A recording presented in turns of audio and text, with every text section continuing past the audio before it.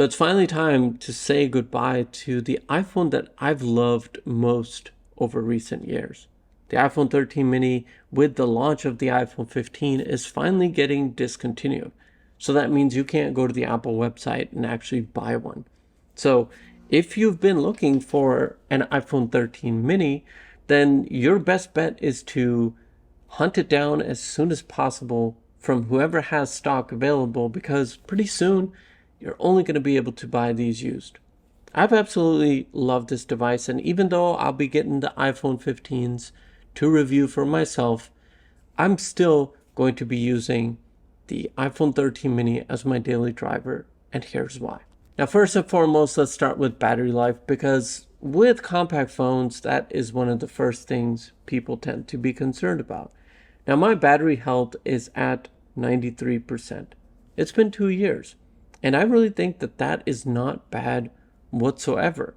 Like, I still get pretty decent battery life out of the iPhone 13 mini, and I think one of the things that I'll be doing is getting the battery replaced eventually, so that way I can have it last a little bit longer, because I'm hopeful that Apple at some point is going to give us a new iteration to the mini.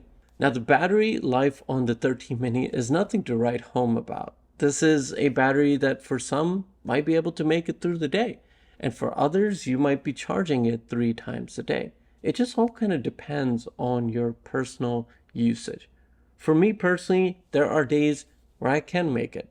There's days where I have lighter usage of my phone throughout the day, and I can still manage to somehow get it to survive until I get home. But then I do have to put it on charge. But there's other days where I do have to rely on battery packs to power me through the day, or to just simply charge it via a cable throughout the day. That's just one of those compromises that I myself am just willing to make. This size is just so great that I'm okay with having a battery that doesn't last a whole day. Now, one thing I can say with certainty is that you should pick up a battery pack for the 13 mini. This is just one of those things that you want to have when you have something like the 13 mini, just because you will at some point need to power it. Let's say you're out and about the entire day and you're taking pictures and you're on vacation. It's not going to be able to get you through the day, so you don't want to run out of battery when you're on the move. So that is something to consider. But this battery is the one thing that you have to look past, and everything else with this device is wonderful. So now, with the battery out of the way, one thing I absolutely love about the 13 mini is just how compact it is. This is, like I've said before, a fun-sized candy bar that packs all the flavor but doesn't pack all the calories. So this phone is exactly that. This compact size, whether you are texting one-handed, just on a day-to-day basis, this by far has been my favorite phone. I went and switched to the iPhone SE from an iPhone XR, and that was the first time that I decided that, you know what, now I am just going to stay on a compact phone, regardless of battery life. And the SE was great, and then the 12 mini came out, and that was awesome. And then this 13 mini came out, and this is just perfect. Regardless of who you are and what your personal case scenario might be, this compact form factor is perfect. Whether you're worried about carrying a phone in a purse, whether it's your jeans pockets, this compact form factor just finds a way to melt away. Literally, it is a pleasure to use throughout the day to do different things like messaging, browsing, watching videos, etc. But then it is also doesn't bother you to carry this device around on a day-to-day basis. My next favorite thing about the 13 mini is the camera.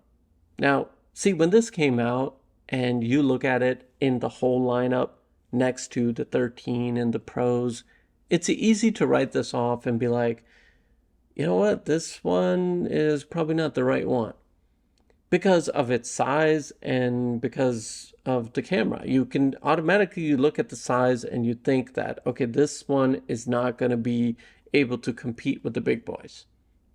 It is. It really is.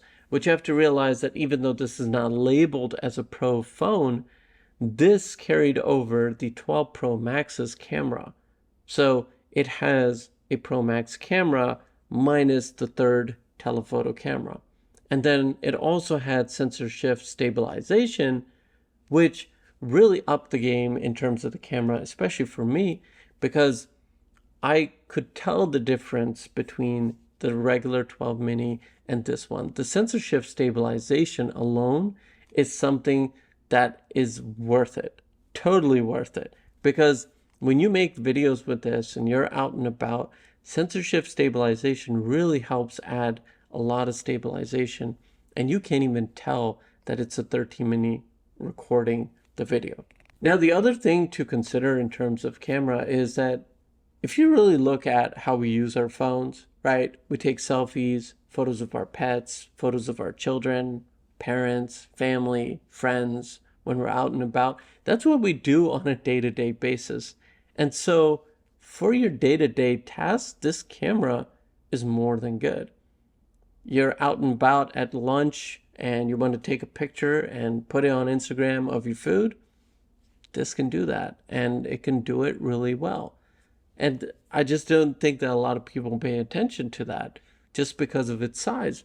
The iPhone 13 mini, despite being the device that it is, I just feel like it never got the chance that it deserves.